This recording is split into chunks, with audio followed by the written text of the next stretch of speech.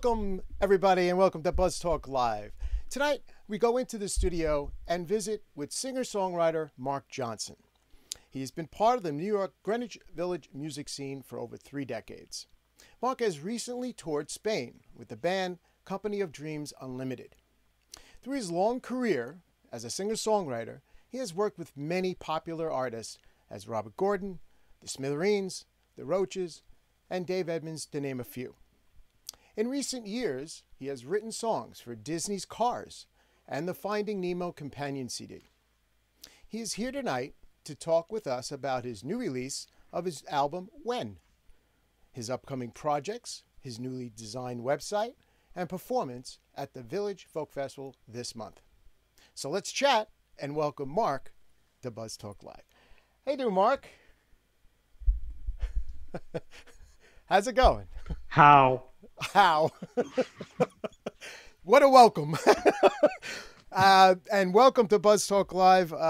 And right off the bat, I know we're in show blacks tonight. I figured that out from, when we first got on. Of course. Yeah. It was beautiful. I don't know. I didn't make any phone calls to you. No. So, I don't know how we coordinated that, but we did. Well, there's so much stuff behind us, it would be conflicting. Yeah, exactly. And you know what? It's best that we're in black tonight because you're not disturbing your background. I'm not disturbing mine. Oh, God.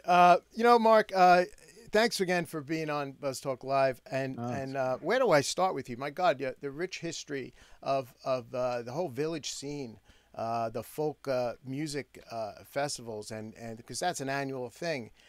And all the bands that you've been a part of, you've written music for, but it started, for you, it started like in Long Island. You're a neighbor of mine, which I didn't even know until today. Merrick, Long Island, on the South Shore. It's incredible that you're well, I would say a stone's throw, but it's not. But you're close, and we're fellow Long Islanders, and it's great, you're making the time for me tonight. So, so when you were growing up, tell me a little bit about how you got into music, what drove you, and who you hang out with. I mean, I have some pictures here that you can speak to, that I think they're great. The black and white ones are awesome. Can you speak to these? yeah, the guy, that's me on the left, on the upper left. Yeah. In my at you. house in Merrick. I lived right behind Lakeside School, which was the elementary school that I went to. So it was really convenient. Growing up as a kid, it was like the schoolyard was my yard. So the whole school grounds, you could play until it got dark. And your parents knew where you were.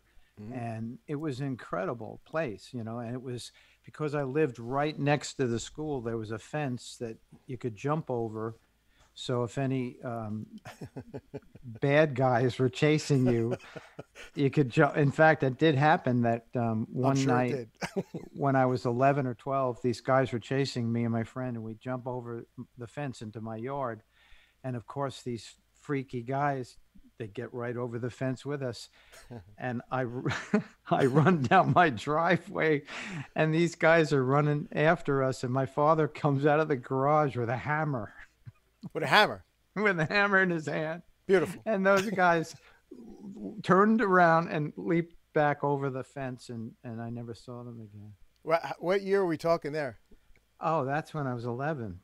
When you were 11. So, it was like, those were the years where, where you were discovering other neighborhoods and gangs and stuff like that, and what was okay to do and what wasn't okay to do. And quite frankly, that was so neurotic of a reality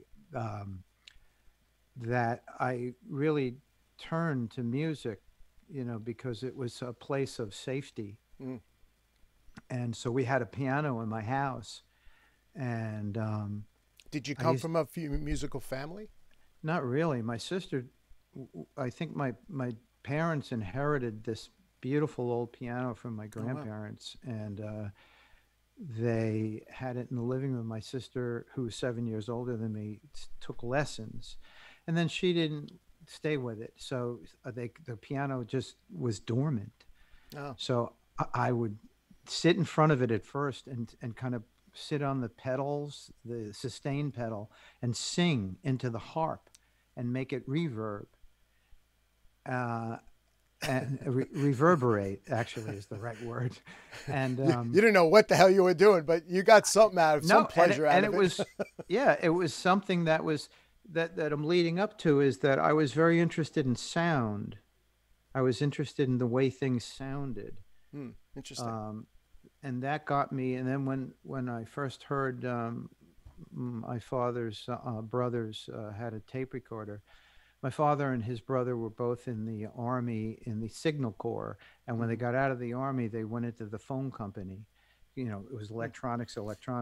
So my uncle, my father's brother, was a gadget guy. So he had like a 8 millimeter camera. He had tape recorder. He had all these Oh gadgets. And wow. whenever we Oh went wow. over there, I would get exposed to them.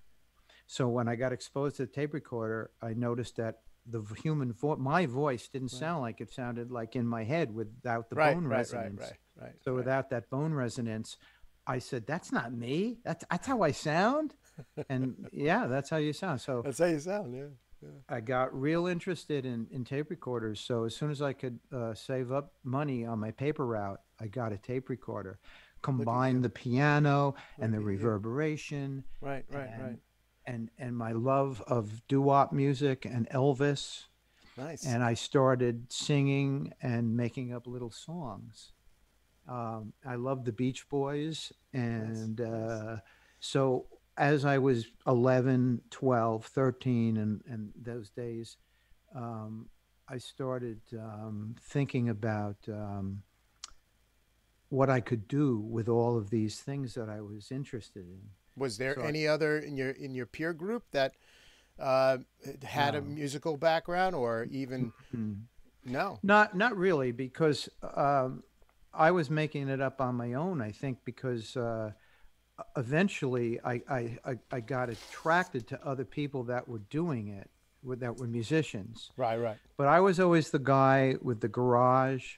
I would that and the band practice would be in my garage, and I was the guy. I think because I had a tape recorder, so everybody thought, well, maybe he'll bring his tape recorder to the to Right. the Right. garage. Right. Right. Um, but no, I had the tape recorder in my room, and I started figuring out how to overdub with it and get sounds and plug the microphone into a Fender reverb and then get reverb and then multi-track. So you Right. could only Right. multi-track three or Yeah. four Yeah. times. So you were I guess the love came with audio first, then music, or was it combined? It was You think? combined, Yeah.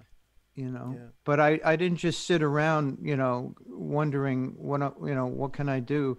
I immediately wanted to hear what I was doing back. Right. Right. Right. Right. Right. And Yeah. Yeah. I think at that time, most people didn't know how to do that. And I certainly didn't know how to do it well, Sure. but I Sure. did it well enough that it was satisfying to me. And then I started honing it, making it better, thinking about ways to make it better. Yeah. And at that age, I mean, you don't, look, you're not educated on the stuff. You're just kind of pushing buttons. You're seeing how, it's more of a response than anything else. It's play it by Yeah. ear and you see what comes out of it, and that's great. I think that's the best way to learn. Baptism by fire, as they say. Uh, Well, you have a picture of Les Paul behind you, right? I do. Yeah. Well, that's how he discovered all these things. He took a telephone receiver and put it together with other things, and then Mm, he discovered the electric guitar. So he was a few generations before mine, but so I was sort of taking what he had brought forward, right. and I was just making up my version of that Yeah. Yeah. at that time. It was such a that period of time with all audio and multi-track and It reel was to reel incredible. tape and all that stuff. Yeah, that was like that was the time to really jump in and really understand how audio signals get on tape and play around with that stuff. And I mean, did you eventually pick up a guitar or and follow music into your teenage years? And First the piano, first piano. age 6 and 7, and then as I got it on my way to being 11 and 12, I that got more sophisticated. But Right. in fourth grade, I started playing the drums for the Oh school wow. band and school orchestra, and that always helped me later with songwriting because I wrote Mm, in phrases. I realized how important phrasing was to songwriting. Songwriting is a mixture of melody, right. lyrics, and phrasing. Right. Right. Right. You wouldn't say that about rap music today, would you? Yeah, no, well, I don't know about the melody part, but there Right. there is some melody going on in the background, which is like There is. comical. There is. Yeah. There's Yeah. not too much melody going on in the front. Right. Um, Right. but that's what it is. It's a departure from what had been established as a song, Now, songwriting. in your growing up then, I mean, Elvis was a big influence on you Yeah. at the time. And did you ever see Elvis live, or was it No, no? no. Mm-mm. That would have been incredible, to see him live.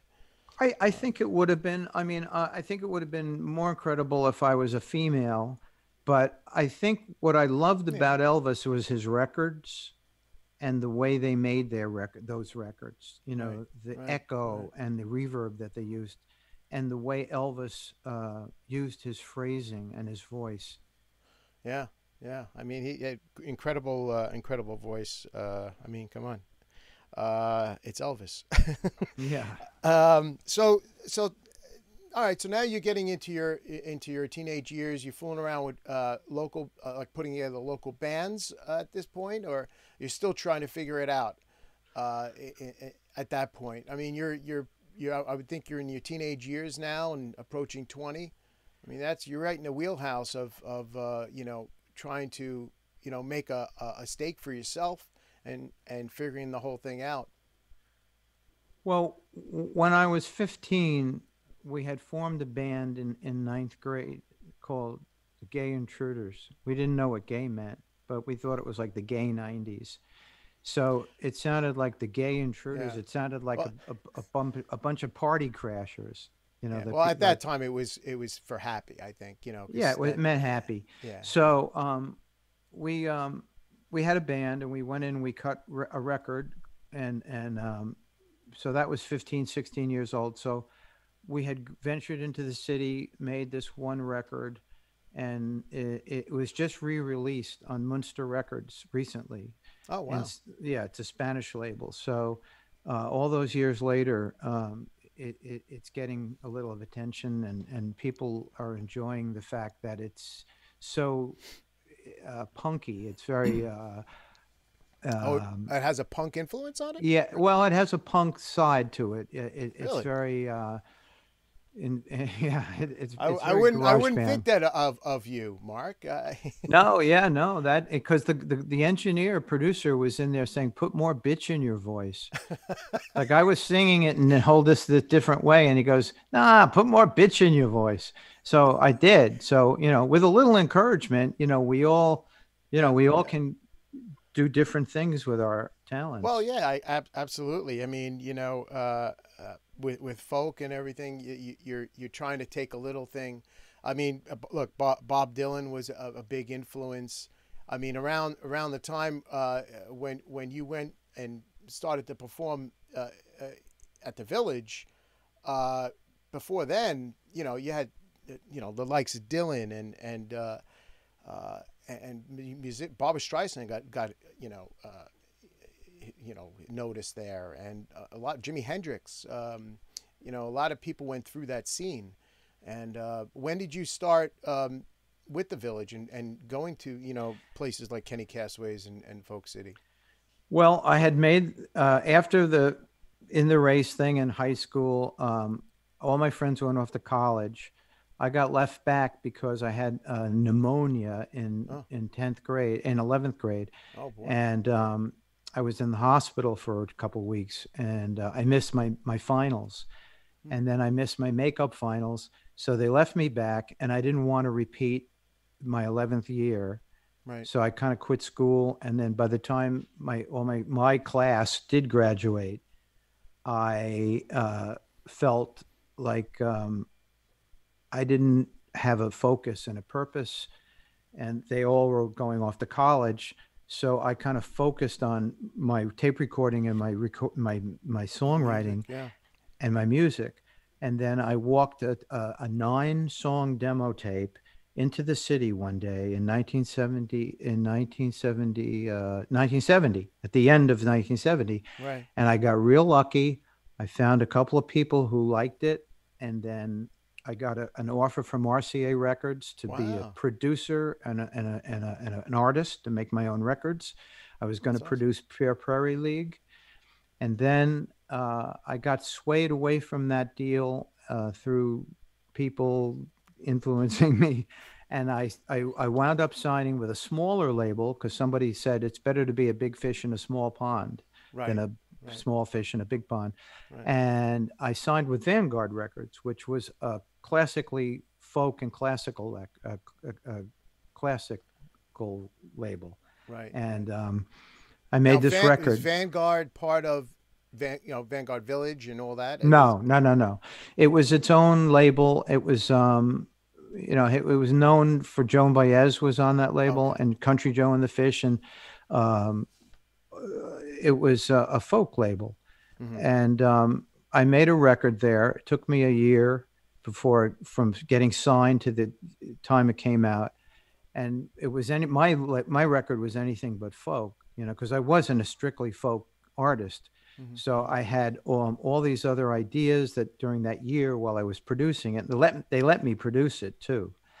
So as I was producing it, there would be these instruments left over from classical sessions the night before. So Right. I said to the engineer, can we use those harpsichords? He says, well, Bill's Rental's picking them up at 3:00. So use them. Hurry up. It's Hurry up. 12:30 now. So I would run into the studio and Wow. I had something. Repurpose I'd repurpose what I was doing, and Right. I would add these instruments, timpani, harpsichords, all sorts of classical That's awesome. instruments. That's Yeah. awesome. Yeah. And so we made this record, and it came out, and I toured around very little bit, and it kind of came and went.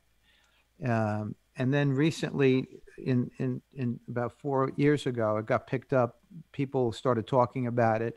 It was certainly an anomaly in the Vanguard catalog because it wasn't strictly folky. And so I think because it was so unique and unusual, people started being interested in it. Right. Right. So now it's been out, and it's been re-released on vinyl through Munster, Oh. and Oh. and it's out, and also on Real Gone on CD on Real Gone Music.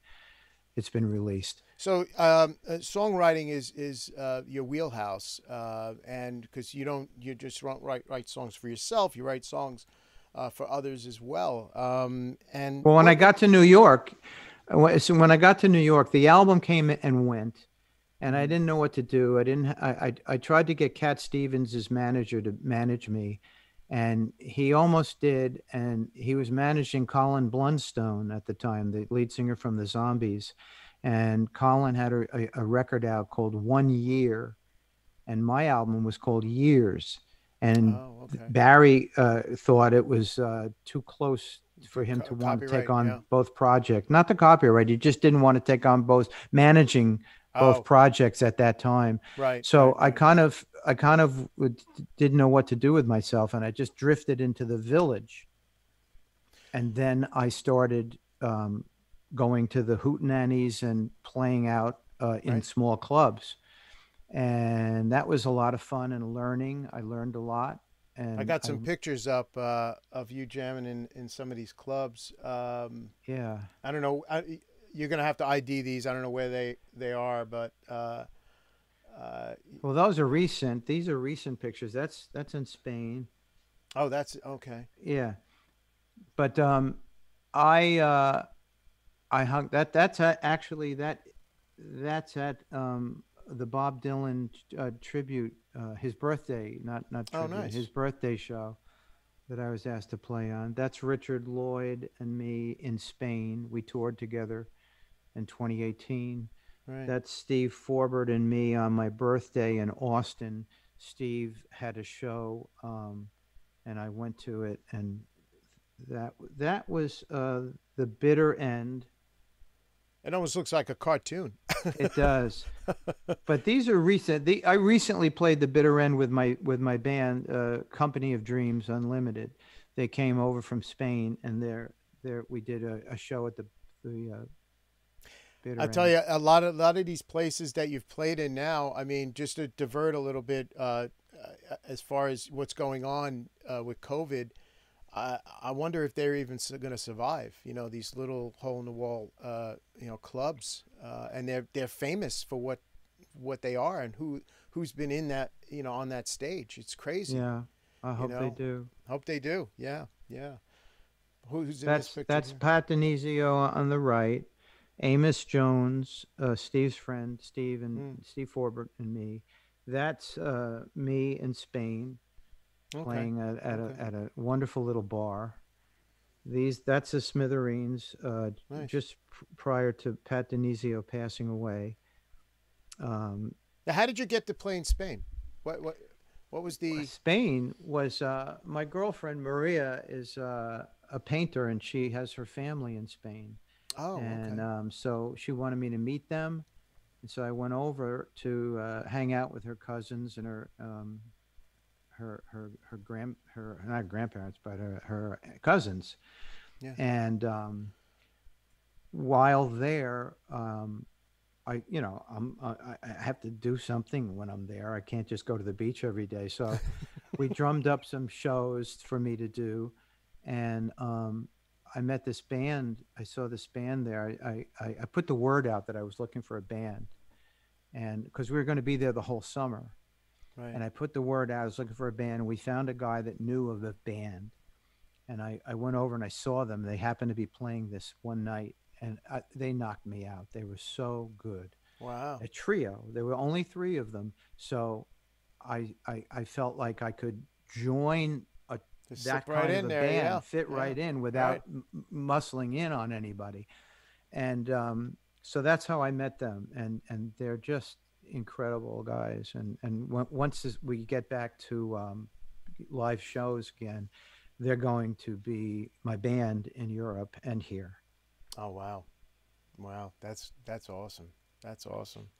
Um, so now you songwriting. You're doing stuff for movies. I got Disney cars, and you're doing songwriting for for the CD. That was Compilation CD. that just came about. My friend Fred Mullen from Merrick. Right. He uh, got into the music business too, and he was a couple years younger than me. And I remember saying to him, "I'm going to move to New York from Merrick," and he goes, "Oh, I'm not going to go there. I'm going to go to Toronto." And his brother had just moved up to Toronto and had been up there for a number of years, so he felt Right. like his brother had broken some ground that he could, you know, feel comfortable there. And uh, he went right away. He started producing records, and he produced Dan Hill. Sometimes when we touch that big, it was a pretty big song. Hmm. And so fast forward when I was deciding where to move to in 2000, 2001, I decided I was going to move to Nashville. And Fred, hadn't seen him in a number of years. We kind of lost communication, and he had moved to Nashville the year before. So I joined up with him again, and he was working with Jay Landers, who was at Disney, And one day Fred called me up and he just said, "Meet me for lunch." And I met him for lunch, and we went back to his place, and he said, let's write a song. Here's some lyrics, and he had these lyrics about fish and stuff. And so there was this one song called the Turtle Rock. He says, how would this go? And I thought Turtle Rock, Crocodile Rock. I was thinking of the Elton John song. Right, So I right, said, right. how about this? Doing the Turtle Rock. Yeah, yeah. Doing the Turtle Rock. Yeah, yeah. And Fred goes, yeah, that's great. So we wrote that. And then I found out that it was for this movie, Finding Nemo. Oh He my didn't tell God. me right away. Oh my And God. then we wrote a couple of other songs, and that led to writing. And then the next project came along, and Fred said, "Yeah, you did pretty good on the Finding Nemo. Let's do this next project for Disney and Jay." And it Yeah, was yeah. called Cars, and we did two. They were called companion CDs. They weren't in the film, but they were like had the artwork, and parents Oh, would I go to see. Best Buy and say, Right. "Oh, look, there's Cars." And Yeah, we yeah. did it with great musicians. We didn't it wasn't just two guys with a laptop in a room. We went to a major studio in Nashville, and we had these great players playing on these Yeah. not really kid songs. They weren't written down for kids. They were written, they're really well written lyrically. I mean, Mhm. fun and kind of for kids, but not too sappy. Not too kid sappy. Right, right. Did this come before or after you won a BMI award too? Oh, this is it long after. I got the BMI award in 1988 for Best New Songwriter, and also a couple of other nominations for Best New Song. I wrote a song that my friends the Roaches Right. recorded.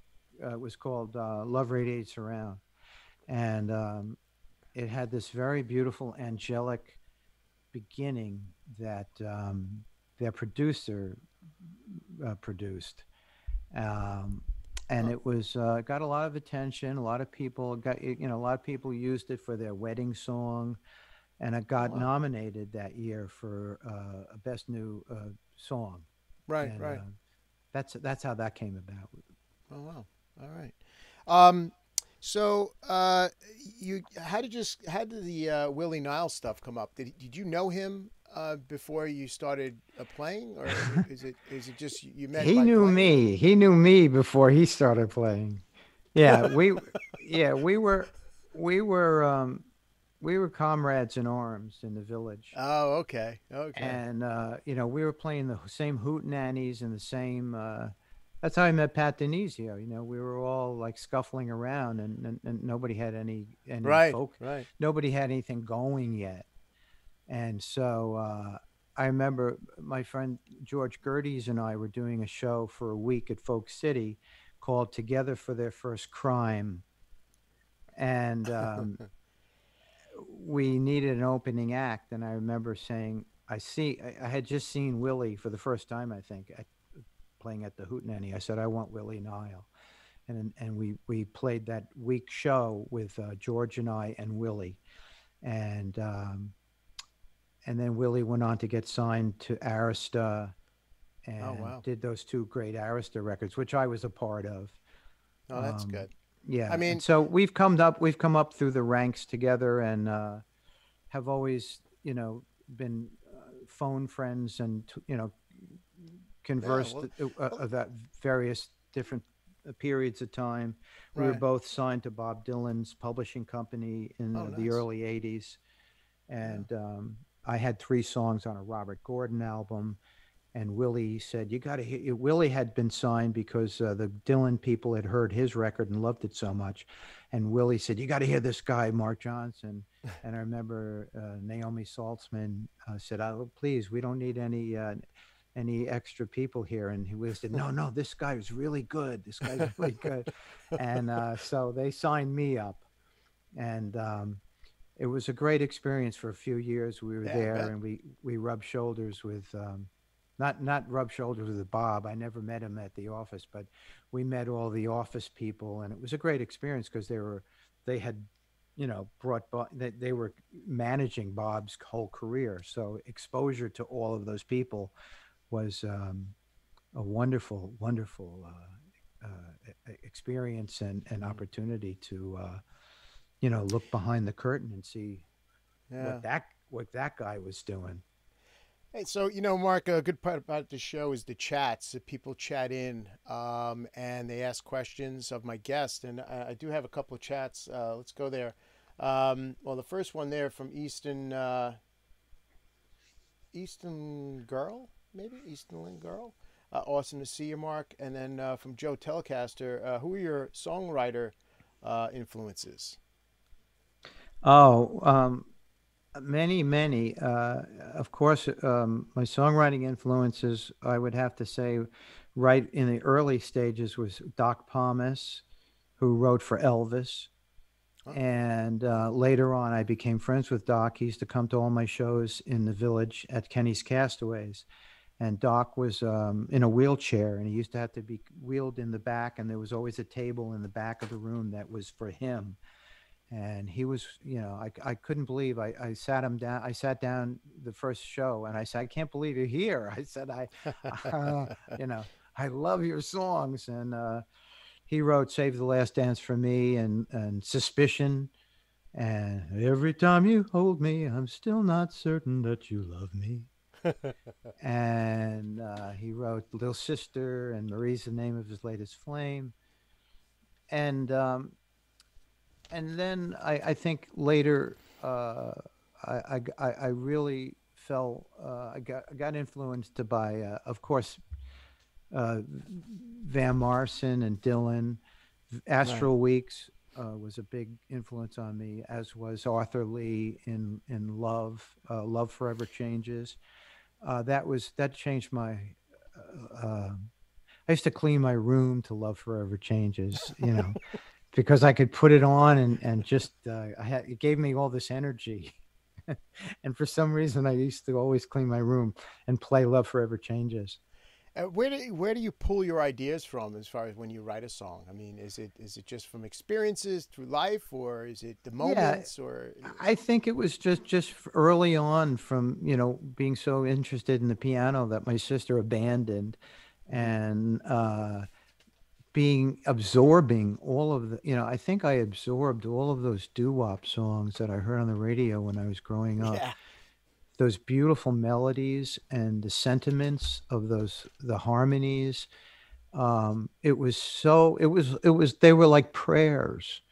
They right. were like romantic prayers, and the way they sounded, the way they would get around a microphone and the kind of reverb that they would use, and the kind of the way those records sounded and still do.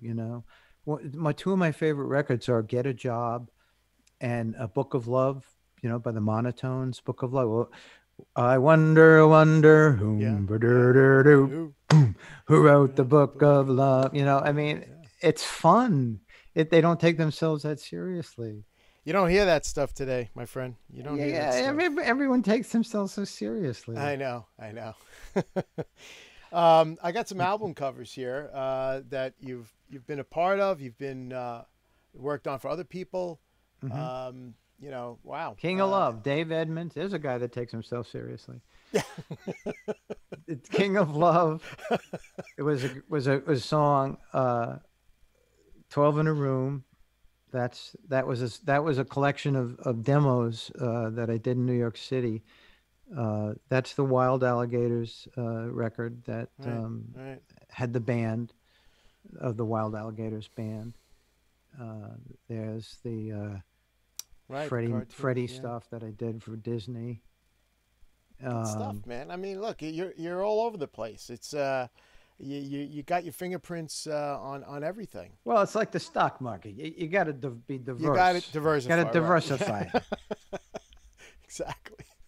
Yeah, um, and now your new album. You have a yeah. new album out. When? When? It's not out yet, but it's Well, I coming mean, out. it's coming out Yeah, it's soon. coming out. And the single. Do you have the single out? Or is that We don't have anything out yet. We're okay? getting there, right, I, John? Yeah, we're getting there. Yeah. This is my girlfriend doesn't like the Ramones. Let's talk about that for a second. yeah. This Let's is talk this is about a that. single we did from Munster Records, the Spanish label, and it's called "My Girlfriend Doesn't Like the Ramones." I don't know if that's being able to be seen. Yeah, And you then on got the it. other side is Yeah, the girlfriend. as a Um, girlfriend. yeah, my girlfriend doesn't like the Ramones. It's a legitimate 45. Oh Um, wow, it's it's got a amazing they have this sleeve. out now again. I mean, people Yeah, spinning it records. It's is. great. It's important, and then Munster Records also put out a vinyl version of this, which is 12 in a room, Oh, nice. and it's got like a new back to it and everything.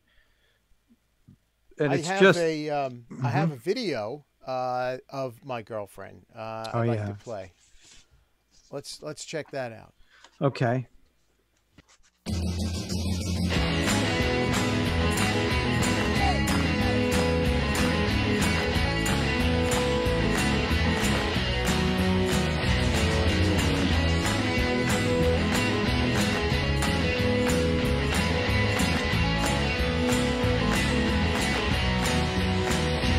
My girlfriend doesn't like the Ramones. What's the matter with you? Hey, you like the Rolling Stones? She says they ain't nothing, just a bunch of noise. Now you got my hair up, I'm a sensitive boy. My girlfriend keep laughing at me every time I talk like Joey and DD. I really, really, really love them. They got what it takes. 2-minute songs and a no guitar break.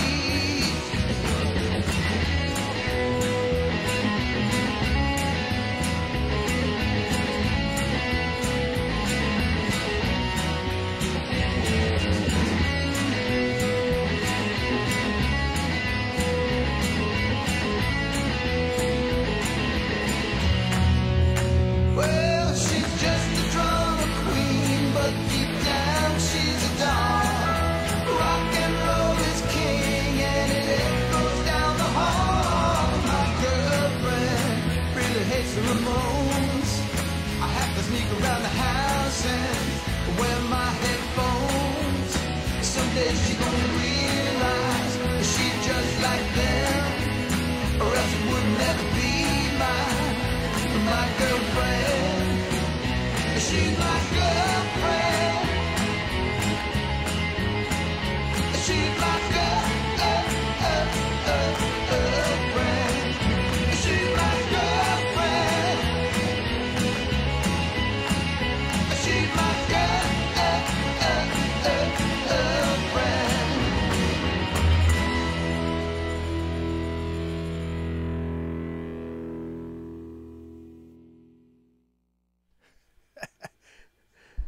That's great, man. I love your guitar strap. It's awesome. Yeah. All right. So what's behind the lyrics here? We know the obvious, but where are you going here with this? Well, I was in Spain and I started to, I guess, be homesick a little bit. So I started looking at videos of the Ramones. Now, the Ramones were around when I was in New York, Mm-hmm. um, but I didn't pay that much attention to them. I knew them peripherally. I knew a lot of their friends. I didn't know them, but I rode around in a limo once with Joey Ramone after an award, after the New York Music Awards. We all got in a limo. That was a trip. But anyway, I didn't know any of them. But so I wanted to. I started watching some videos of theirs, and I thought, you know, this is a phenomenally amazing group Yeah. and what they accomplished and what they did with the simplicity of it and the the focus of what they did, the three chords they used, so I got real fascinated with I don't know, kind of catching up on them, like I didn't really have that much experience listening to them, so I started listening to a lot of interviews, and every time my girlfriend would come in the room, she'd go, "Oh, you're not listening to another Ramones interview." And this went on for 2 weeks. And it's sort of what happens, when you get an iPhone, it's sort of like iPhone addiction, because you Right, have right. so much at your disposal. You have so many avenues. Instead of, I used to go to the library, to entertain myself, and now you just have to look at your phone. So that's what it was. It was a combination of me being so curious about the Ramones. Right. I mean, and 2 weeks before that, it was probably Simon and Garfunkel. Like, oh, I want to catch up on all their interviews and shows I never saw. So that was it. I just wanted to see and hear every interview that I could of the and television show that I could of the Ramones, and so it was driving,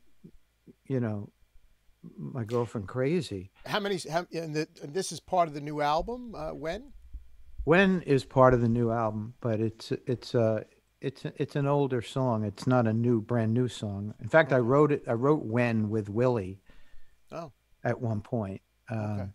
And so yeah, you never know where a song's gonna come from. No, you never do. I mean, Comes from real life. The best songs come from real life experience. Yeah. Well, that's why what is it, the country songs they're always singing about their girlfriend or who got shot or country songs are always based on that on that. Yeah, they're stories, like stories, yeah. gunslinger stories. Right. I'm a gunslinger. Yeah. Now, you got a new website out too. Yeah. It's really functional and exciting and modernized. Yeah. Because I've seen it. Yeah, I'm real. Really cool. Yeah, it's really cool. And what's the URL on that? What is it? It's just Mark MarkJonson, no H, no K, MarkJohnson.com. A lot of the songs I wrote in the past for Dave Edmunds and Paul Butterfield and them was MarkJohnson. That was my birth spelling, and there were so many MarkJohnson. Got to switch it up in the BMI computer. Right. That they told me, it's very easy to get mixed up Confused in terms of getting else. your pay, your songwriting royalties. Right. So I changed it with the way I did, so it would have at least I'd have a little bit of a chance to get my to be different, to be a different Mark Johnson.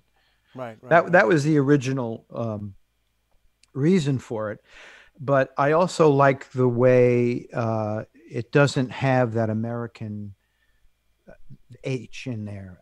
It has more of a European, Swedish, and that's my background anyway. So okay. And the K, the C is more rounded, and the K is what a K is. It's your name, man. Yeah. It's your name. So so we're gonna go into the studio now. We're gonna switch things up a little bit, and we're gonna jump from here, and we're gonna go into the studio, and you're gonna perform a couple songs. Now, you want to set these songs up? What we're gonna hear? Rainy Dews I'm going to do first, and that's from Years. That's from my first record. Okay. And it's just a cool little it's the first song on the album. On the Years album. On the Years album, yeah. Okay. So I must have put it there because I thought it was like something good to grab people's attention. So I thought I would do that tonight, and then I'll play When. All right. So let's go into the studio. Okay. And we'll wait for you to get ready, and I'll buy some time here, Mark is going into the studio now, and he's gonna join us shortly, and I believe he's there now. So let's bring in Mark at the studio. Here I am. Right. So, all right, I got you there. Got a little lag in my internet here for some reason tonight, so bear with me. We're okay, but it's just a little laggy. Can you hear me okay? Yeah. Okay, cool.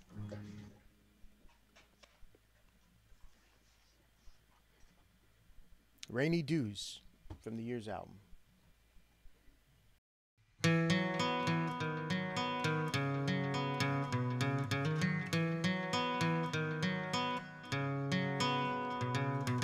I don't like some things I see. I don't know if you agree or not, but I can't wait for summer to set me free.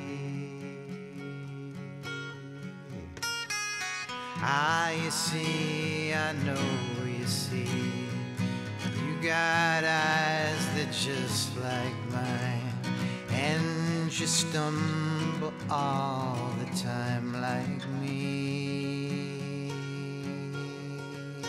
Well, I just bought a very large clock and I hung it on my wall, and now I've conquered my only fear, and man, have I grown tall.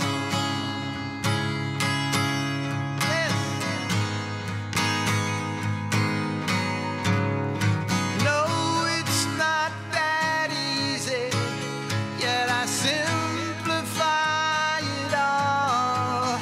I've beaten out my brains today, just staring at the wall. And where was it I saw you last? Just about this time. You were standing in the shower, washing off the grime. The Episcopalian mother, she was coming after you.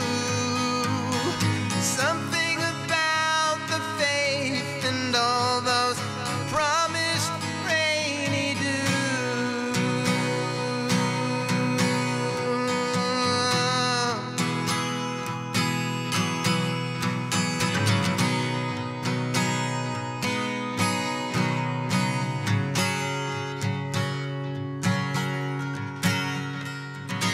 Anyway, it doesn't matter.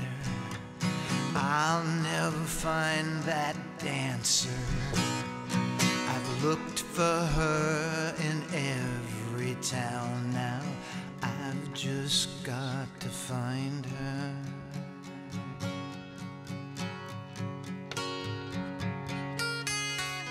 Oh Lord, you must believe me.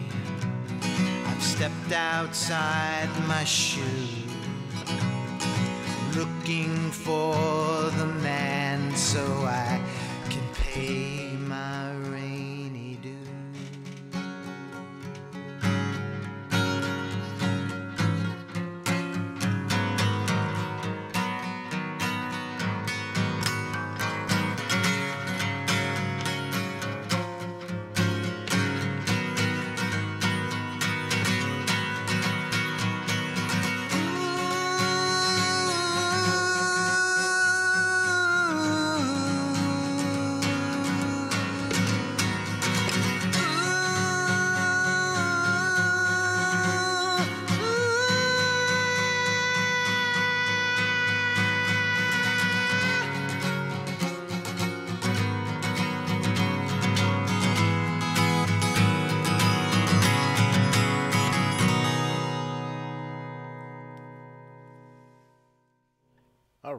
All right.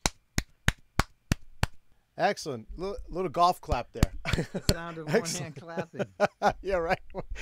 One hand clap. That's awesome, man. That's where it all started. Yeah, And I mean, now here's where it is. and here's where it is. All right, go for it. All right.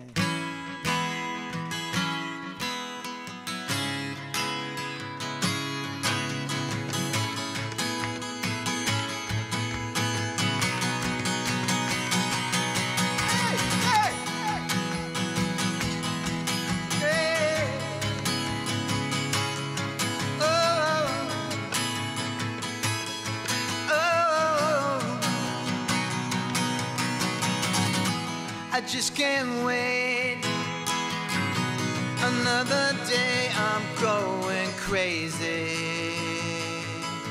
out of my head now.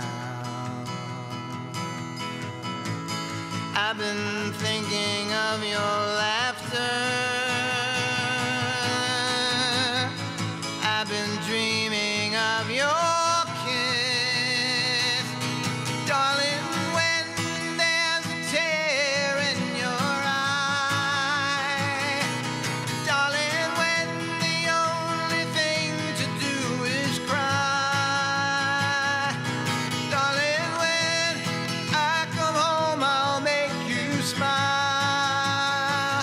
Just tell me when.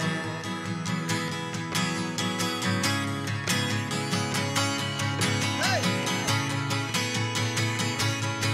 Hey.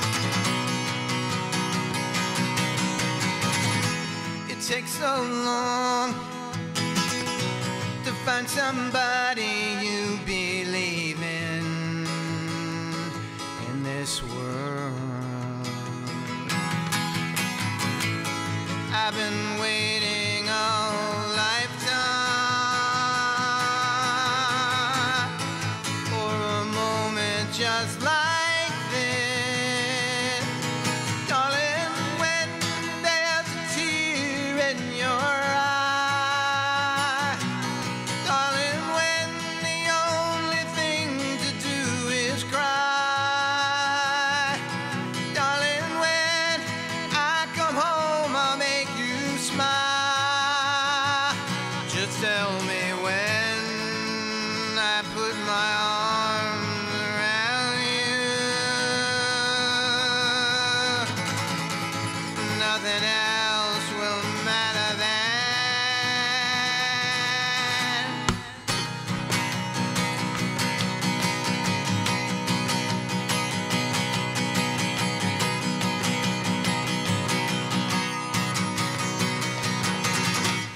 Darling, when there's a tear in your eye, darling, when the only thing to do is cry, darling, when I come home I'll make you smile. Just tell me when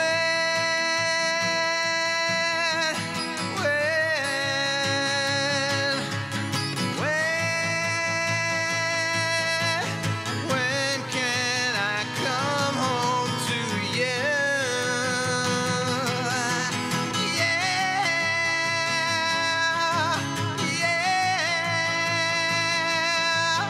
When can I come home to you? Darling, when? Darling, when?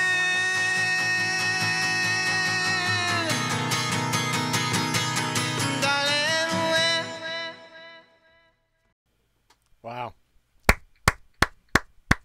Awesome, man. I mean, so much emotion in your performance. You're really giving it all. The passion, it really comes through. It's great. Good stuff, man. Good stuff. Thank I you. tell you. So now this song, when did you write? When did you write this song? Oh, let's see. I think we, I would say around maybe 1989. Oh wow! So it's been in your on your shelf there for a while, and you really didn't. Is that what you usually do? Is you write songs and you just kind of shelve them and then you pull them out and then you tweak them?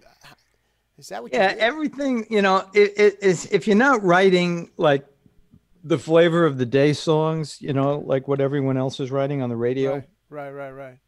Like that, I've always made that my. It's not like I make it anything. It's just the way it is. You know, I don't listen to that stuff, and so if I write a song, it really, music is about the modernization of music is more about production. Like you could produce that any song and make it like the way people are producing songs, you know. Right, You could produce a song and make it Americana. You could produce a song and make it hard rock. You could produce a song a certain way and make it country. right. So But doesn't that depend on the artist? So, like, you got yeah, it depends on the artist. right, and What they what make it their own. yeah, they make it their own. Like if you play a song on a guitar, like when on an acoustic guitar, it's sort of like it could be, you know, depending on what you put behind it. Right, right, right. That's great, man. I mean, and then obviously the change in everything, the tempo and everything from the first song you played. I mean, that's reminiscence of the year too. I mean, that was back in the '70s that song was. It has a flavor of that. Yeah, I mean, definitely. I mean, just by listening to it, I mean, I'm thinking Dylan, I'm thinking Cat Stevens, I'm thinking who am I thinking of? Jackson, was it Taylor? James Taylor. James Taylor. I mean, Mm-hmm. I mean, it has a lot of flavors going on there with that song. I mean, that's reminiscent of the times too. I mean, when that album was released. Mm-hmm. But It has a little Cherry Garcia in it too. yeah, yeah. That flavor. A little flavor, a lot of flavors going on. Good stuff, man. I mean, so now what you're going to be part of this whole. Now every year, the village has a folk festival going on, Yeah. and obviously this year, because of what's going on, it's going to be virtual. Right. Now So that's we're gonna be part of that, and we're gonna so is this Sunday is this night. your stage basically for the performance? I think we're gonna do. Yeah, I think we're gonna do the Greenwich Village Folk Festival from this perspective. I see. Okay. All right. And it's going to be a 10 p.m.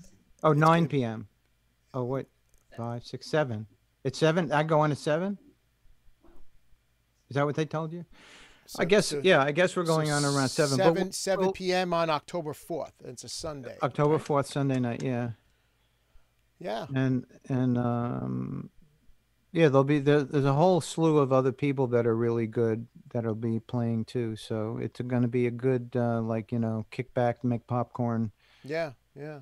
I mean, we usually have you played the festival before, I take it. Yeah.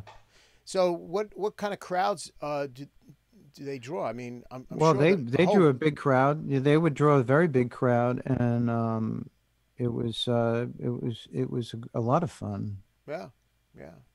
I mean, it's end of summer type of, kickback and listening, just to local artists in the village type of festival, which is really cool. But now it's so different, with this whole virtual thing going to go on, and I wish them luck on how they're going to pull that off. I'm sure that it'll be fine, and people will be gravitating to it.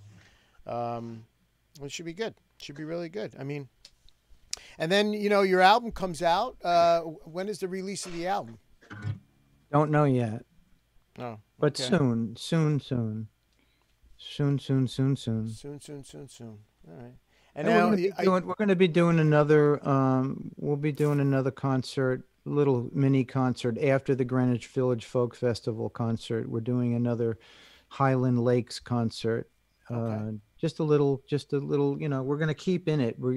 I think we've decided we want to keep in the internet concert thing, but we want to do it in a good way and with good audio and sure. No, it's really important, especially. And I also want to thank John Hulbig, who produced this whole thing and is managing the whole thing. Johnny Hulbig. All right. Yeah. Hey, John. Yeah, Johnny Eubank. John, and Shout out to Johnny. shout out to Johnny, and a shout out to Maria Marjaris. This is her studio that I am Yes, in. I see some fabulous works of art on the walls, and Yeah, she's got a talent. She's got a talent. yeah. Well, I can't thank you enough for stopping in tonight, Well, Mark. thank you so much, and I'm just so glad to be a part of your show, and Thank you. the fact that we share an upbringing together on Long Island. Yes. Were you brought up on Long Island? No. Okay. I was brought up. I was a Queens. I was brought up in That's Queens. Long Island, Well, but it's yeah, not there's a Long. whole- It's not Nassau Look, Mark, County. There's a whole debate about that, but yes, Okay. technically it's Long Island. Yeah, But technically, it's Long Island. Queens is not part of- culturally. No, not culturally. Definitely not culturally. But yeah, I mean, yeah, I grew up in Queens and moved out to Long Island in the early '90s. But yeah, no, look, fellow Long Island boy, good stuff coming out of Long Island Absolutely. for many years. So I wish you the best of luck with the new album, and Thanks, George. and with the folk festival that's happening. That should be a lot of fun. So tune into that. And on October 4th at 7 p.m. And where is that a stream? Is there a Yeah. Where do they go to view that? Facebook Live. Facebook Live. Oh, it's Facebook Live. Okay. Yeah. Okay. And then the show that we've just done will be archived on markjohnson.com. And I think you archive it for a while too, right? I do. Yes. Yeah. This show here is going to be up on my Twitch channel, and it'll be up on YouTube starting tomorrow afternoon. It'll be up there for, I don't know if they even take it down, but it'll be up there to view for people that subscribe to me on my or not, but hit the like button, hit the subscribe button, and enjoy tonight's broadcast if you missed it. But thanks again for Yeah. stopping in, Mark. Yeah. And All right. Yeah. You All too. right. All the Okay. best. Stay safe. Thanks. You too. All right. Good night. Oh boy, that was awesome. Lot of years of talent and a lot of blood, sweat, and tears. That was a band. But a lot of that in his musical influences and his talent. So join me again on Sunday. Sunday night. I'm gonna have a British comedian, an actress, a writer producer. She's a creator of the popular the comedy sketch Tashi Nonstop. It's for children ages 3 to 7. And that's going to be at 9 p.m. on Sunday night. So tune back in on BuzzTalk Live for that program. And that's it for tonight. I think that was great. I mean, Mark was awesome tonight. Once again, if you're not following me, please follow me on my Twitch channel, twitch.tv/BuzzTalkLive. My YouTube channel, BuzzTalk Live. I'm all over the place, so just look right there. I'm all over the place. And that's it for tonight, folks. And thank you, and good night, America.